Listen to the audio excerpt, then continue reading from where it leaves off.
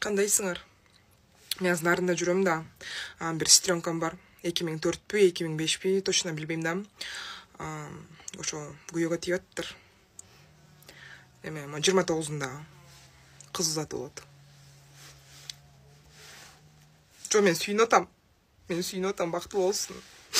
Бирок ушу 90-жылкы төрөлүп калганда бизге эмне болду? Ушу 95-96-лар биз мы чё, похожи на шутку? Ушу биздин качан багыбыз ачылат? Ушу 96-лар, ладно, мен 96-лар, 95-термин силер менен сүйлөшөйүнчү мен. Биздин багыбыз качан ачылат? Ушу бизге катуу бир көз тийген, либо ошол жылдары ушу бирдеке болгондо биз неге же үйлөнө албайбыз, же күйөөгө тие албайбыз? Эмне? Буну кантип түшүнсөк болот? 95-96-лар келгиле.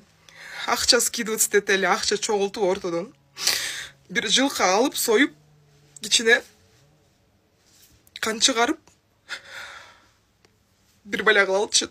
95-96-лар связьга чыккылачы. Эртерээк бир баля кылып, биз дагы үй бүлө куралчы. Не могу я.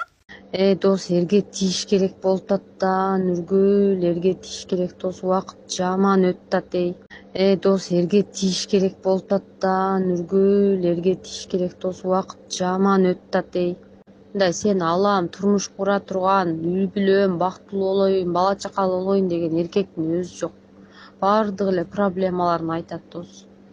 Жаман жүрөгүм сыгылтат ула, эрге тийип кетиш керек болуп атат дос. Жаман жүрөгүм сыгылтат, эч жерге батпай атам.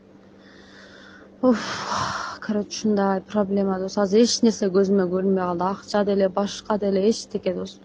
Ушу турмушка чыгып эле балалуу болуп тынч жашагым келип атат баары жогуна шүгүр кылып